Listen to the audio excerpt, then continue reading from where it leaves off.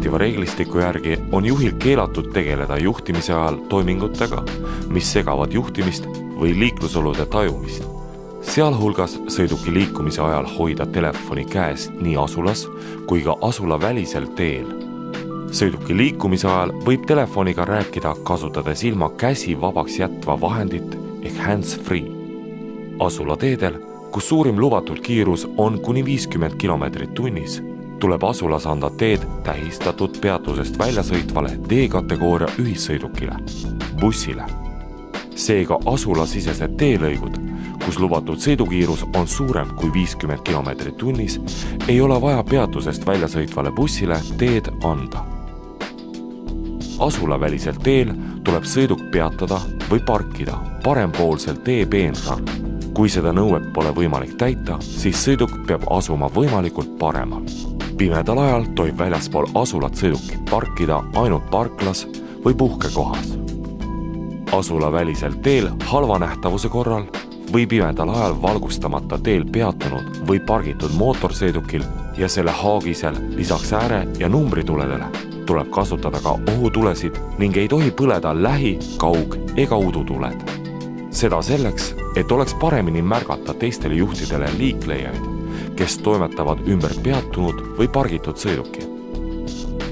Asulateel pargitud sõidukil ei tohi põleda lähi-, kaug- ega udutuled ning asulate vasakul teepoolel peatunud sõidukil ei tohi põleda ka lähituled. See selleks, et teised sõidukijuhid saaks aru, et tegemist on pargitud või peatunud sõidukiga ehk mitte liikuva sõidukiga. Asulateel peatunud sõidukil ei tohi põleda kaug- ega udutuled, välja arvatud juhul, kui udutulesid kasutatakse lähitulede asemel, kuid siiski ka pimedal ajal asulas valgustatud teel peatunud sõidukitel on soovitatav ja ohutum lähituled või udutuled ümber lülitada ääretuledeks. Kehtiva reeglistiku järgi on üheselt sätestatud, et asulasisesel teel peab aeg, mis kulub üksteise järel liikuvate sõidukite vahelise pikivahe läbimiseks, olema normaaltingimustel vähemalt 2 sekundit ja asula välisel teel vähemalt 3 sekundit. See nõue ei kehti, kui väljutakse möödasõiduks oma sõidurealt ja sellest on suunatulega märku antud. Normaaltingimusteks loetakse olukorda, millal juht liigub mööda kuiva, korras või remonditud asfaltteed ja päike ei pimesta teda. Libedal teel peab pikivahe olema tunduvalt suurem.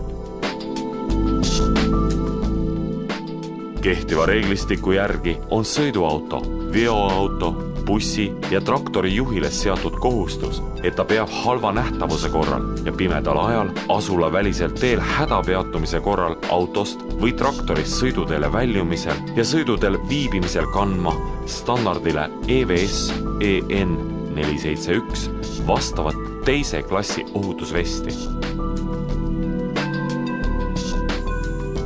Kehtiva reeglistiku järgi on möödasõit ühest või mitmest sõitvast sõidukist ette jõudmine oma sõidurajalt välja sõites. Seega on möödasõit manööver, mis võib toimuda ka pärisunavööndist väljumata. Samuti sätestab liiklusseadus, et ees liikuvast sõidukist tohib juht mööda sõita vaid vasakult. Erandiks on möödasõit vasak- või tagasipööret sooritavast sõidukist. See nõue on lisatud, vähendamaks ühtlast liiklusvoolust sõelumist ja agressiivset sõiduviisi.